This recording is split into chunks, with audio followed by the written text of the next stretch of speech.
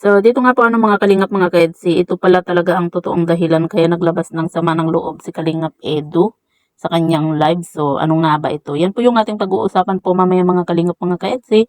Pero bago po natin ipagpatuloy ang video ito sa mga bago pa lang po sa ating munting channel, huwag po natin kalimutang suportahan ang ama ng Kalingap Kuya Val Santos Matubang at Kalingap Rob. At paunawa, panoorin po muna ang full video bago mag-comment para malaman ang nilalaman nito.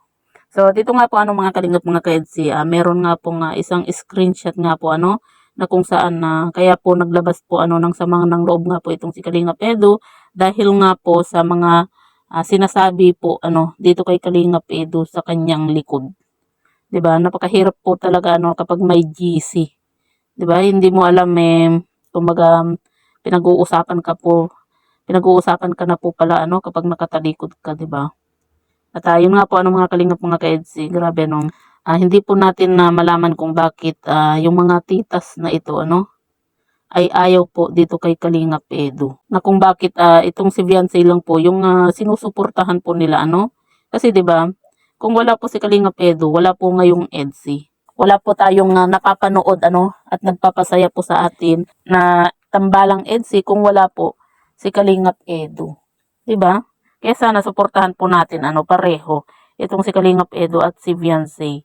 At wag naman po sana natin na yung siraan po itong si Kalingap Edu. At wag din po natin i-brainwash po yung isip po ni Viancy. Pero yun nga po mga Kalingap mga ka-EDSI. Sabi nga po ni Viancy at mismo nga siya na po ang nagsabi na wala nga daw pong nagsulsul. Pero ang problema po mga Kalingap mga ka-EDSI, wala nga pong nagsulsul pero kumbaga may mga usap-usapan po yung mga titas na hindi po maganda. Kumbaga may mga pinaplano na hindi nga po maganda. Isa na po yung hindi nga po pasamahin po itong si Viancy sa Hong Kong. 'Di ba? Sa mansari nga po ng tambalang EDSI. At ayan nga po mga kalingap mga ka-EDSI, kahit sino naman po sasama po talaga yung loob kapag mababasa mo yung mga pinag-uusapan po sa GC nga po at ang sabi nga po dito mukhang pera nga daw po itong si Kalingap Edu, 'di ba? Sa tingin niyo po ba mga kalingap mga ka-EDSI, mukhang pera po ba itong si Kalingap Edu? Para sa akin hindi po mukhang pera itong si Kalingap Edu, kasi kung mukhang pera po itong si Kalingap Edu, hindi kumbaga yung sa mga sponsor, yung about sa sponsor, 'di ba? 'Di ba sabi nga po ni Kalingap Edu, kapag meron po siyang hindi po nagugustuhan sa mga galaw po ng mga sponsor, siya na po mismo yung kumbaga parang yung binabara po niya na hindi po pwede sa akin yung ganyan, hindi po pwede sa akin yung ganito, 'di ba? Kasi ayaw po ni Kalingap Edu yung nagpapahawak po siya sa leeg. Kasi syempre 'di ba, kung gusto mong tumulong dito kay Kalingap Edu, syempre dapat tulong lang, hindi yung kailangan na ikaw yung mangdidikta sa lahat ng gagawin ni Kalingap Edu. Ikaw yung kumbaga hahawakan mo na siya sa leeg porque nakatulong ka.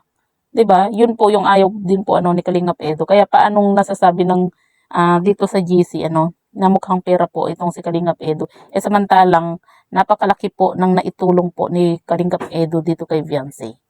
'Di ba? Kaya ganyan po ngayon ang blessing na natatanggap po ni Viancy dahil din po kay Kalingap Edu.